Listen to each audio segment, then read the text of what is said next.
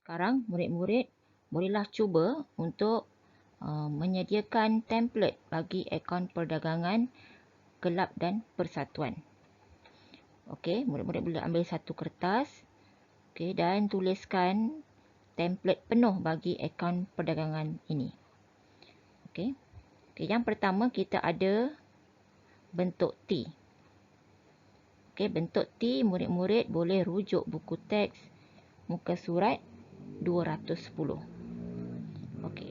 Sekarang cikgu akan ajar cara untuk menyediakan template dalam format penyata. Okey, mula-mula kita akan tuliskan dulu macam biasa nama bagi sesebuah kelab tersebut. Kelab badminton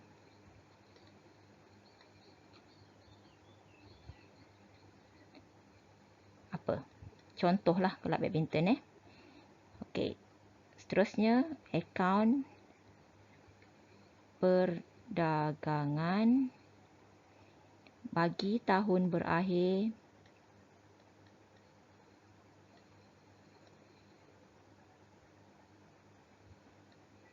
bila? Tarikhnya. Tuliskan. Okey, murid-murid boleh gariskan. Okey, boleh tulis besar-besar supaya boleh ingat template ni. Okey, kita bermula dengan jualan. Okey, cikgu ada cakap sebelum ini, jualan itu adalah jualan tunai ditambah dengan jualan kredit. Okey, letakkan berapa amountnya. Okey, seterusnya jualan akan ditolak dengan kos jualan.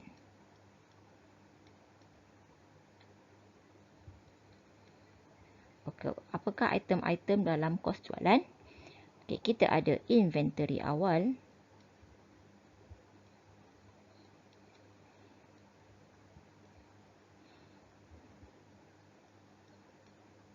Okey. Tambah dengan belian.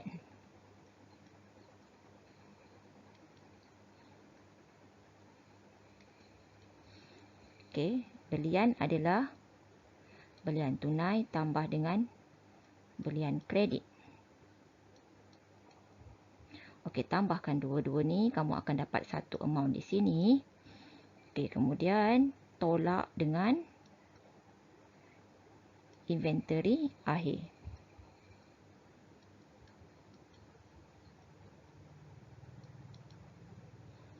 Okey, jadi tolakkan. Okey, kamu akan dapat satu amount di sini. Okey.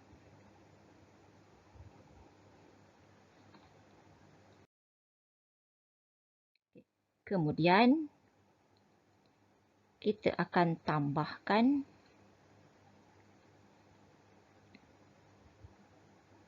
dengan belanja pengendalian. Apakah belanja pengendalian yang terlibat? Kita akan lihat kepada soalan. Okey, contoh yang diberi di sini, kita ada lesen perniagaan dan juga upah pekerja. Kafe. Okey.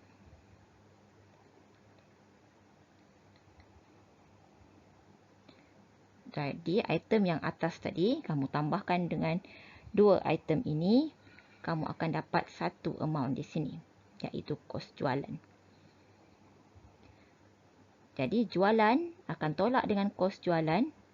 Okey, sekiranya kamu mendapat satu amount bernilai positif, maksudnya kamu sudah mendapat untung bagi perniagaan tersebut. Sebaliknya, sekiranya amount jualan lebih kecil daripada amount kos jualan dan kamu akan mendapat amount negatif, jadi kamu akan memperolehi rugi bagi kafe tersebut. Okey, jelas ya? Okey, sekiranya murid-murid sudah faham, template untuk menyediakan akaun perdagangan bagi kelab dan persatuan, kita akan lihat kepada contoh soalan. Okey, cikgu ambil contoh dalam buku teks contoh 4. Okey, murid-murid boleh rujuk contoh 4 pada muka surat 209. Okey.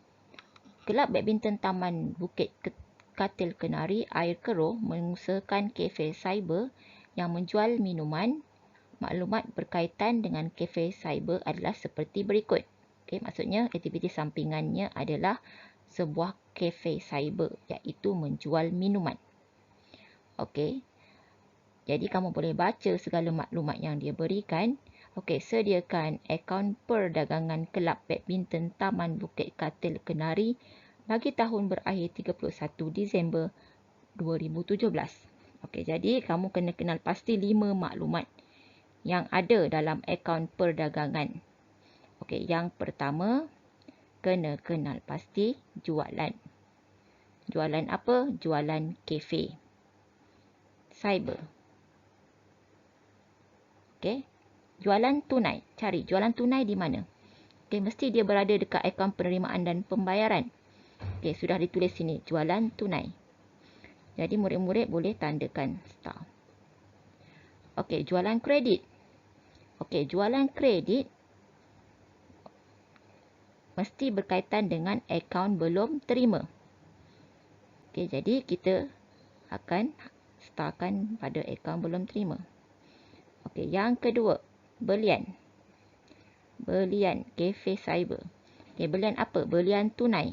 Okey, startkan di sini. Okey, belian kredit. Okey, mesti berkaitan dengan akaun belum bayar. Okey, seterusnya yang ketiga, inventory. Inventory bagi kafe cyber, iaitu inventory awal dan inventory akhir. Okey, sudah dinyatakan di sini ya, inventory minuman 1 Januari, ini maksudnya yang awal. 31 Disember maksudnya akhir. So kita sudah ada maklumat tersebut. Startkan. Okey, yang seterusnya, yang keempat. Okey, inventory awal yang keempat, inventory awal yang ketiga, inventory akhir yang keempat. Okey, yang kelima, belanja pengendalian bagi kafe cyber tersebut.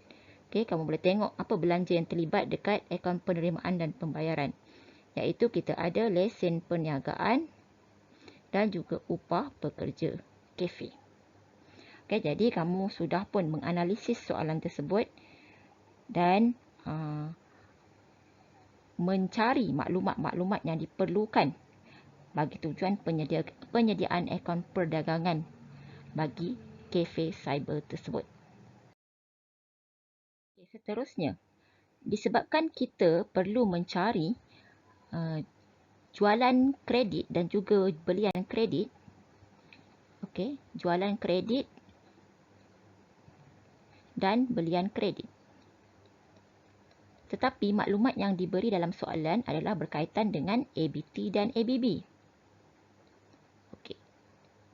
Oleh itu, okey, seperti yang telah kamu pelajari semasa tingkatan 4, cara untuk kita mendapatkan berapakah nilai jualan kredit adalah dengan cara menyediakan akaun kawalan belum terima daripada maklumat yang diperolehi. Okey, kamu akan buat satu akaun kawalan belum terima. Okey, macam biasa, akaun kawalan belum terima adalah bersifat aset. Jadi, baki BB dia mestilah di sebelah debit. Baki awal. Jadi, kita sudah ada maklumat baki awal dan juga baki akhir bagi akaun kawalan belum terima. Okey, murid-murid boleh masukkan terus. Okey, Januari 1 baki BB 1890. Ini yang boleh ambil daripada soalan tadi. Okey, seterusnya, berapakah penerimaan daripada akaun belum terima? Okey, kamu boleh tengok dekat akaun penerimaan dan pembayaran tadi. Okey, yang ada tulis akaun belum terima. Itu maksudnya kita terima daripada akaun belum terima. So, letak sebelah kredit, tuliskan bank. Okey, sebab kita sedia maklum akaun penerimaan dan pembayaran itu adalah sifatnya seperti buku tunai. Jadi, anda perlu letakkan butiran bank. Okey, amount yang kita perolehi daripada akaun belum terima adalah sebanyak 12,300. Okey, masukkan maklumat baki akhir bagi akaun belum terima 2110. Jadi, murid-murid tambahkan 12,300 tambah 2110 akan dapat jawapan 14410. Okey, sebelah kredit mesti sama dengan sebelah debit 14410. Okey, berapa lagi yang tak cukup di sebelah debit? Okey, kamu tolakkan 14410 tolak 1890. Jadi kamu akan dapat 12520. Okey, amount yang tak cukup ini butirannya kita akan tulis sebagai jualan. Jualan apa? Dia adalah jualan kredit. Okey, jadi untuk mengetahui berapakah jumlah jualan yang kita akan masukkan ke dalam akaun perdagangan, okey, jualan tunai kita dapat daripada akaun penerimaan dan pembayaran tadi, iaitu 3,000. Okey, tambah dengan jualan kredit yang kita perolehi daripada akaun kawalan belum terima 12,520. Jadi kamu akan dapat jumlah jualan 15,520. Amount ini akan dibawa ke akaun perdagangan.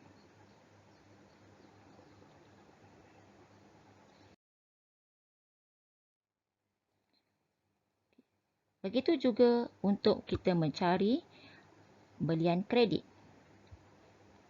Okey. Kita tidak diberi direct amount berapa belian kredit, tetapi kita diberi maklumat mengenai akaun belum bayar. Oleh itu, murid-murid perlu menyediakan akaun kawalan belum bayar bagi mencari berapakah jumlah belian kredit. Seperti yang kita sedia maklum, akaun belum bayar sifatnya adalah liability. Jadi, baki bawah-bawah dia mestilah sentiasa di sebelah kredit. Okey, kamu masukkan berapa baki awal ada dalam soalan 1950. Okey, kemudian masukkan berapa amount yang kita sudah bayar kepada akaun belum bayar. Okey, di amount ini kita boleh tengok dalam akaun penerimaan dan pembayaran. Okey, dia akan tulis ABB. Okey, jadi 8500. Okey, masukkan baki akhir akaun kawalan belum bayar 2,200. Okey, tambahkan 8,500 tambah 2,200. Kamu akan dapat 10,700. Sebelah debit mesti sama dengan sebelah kredit. Okey, sebelah kredit berapa lagi tak cukup? Okey, tolakkan 1950. So, amount yang tidak cukup adalah 8750. Okey, amount ini kamu akan tuliskan sebagai belian, iaitu belian kredit. Jadi, untuk mendapatkan jumlah belian, okey, belian tunai, amountnya kamu tengok dalam akaun penerimaan dan pembayaran yang ditulis belian tunai. Okey, tambah belian kredit, ambil daripada sini, iaitu 8750. So, kamu akan dapat jumlah belian. Okey, jumlah belian kita akan masukkan ke akaun perdagangan.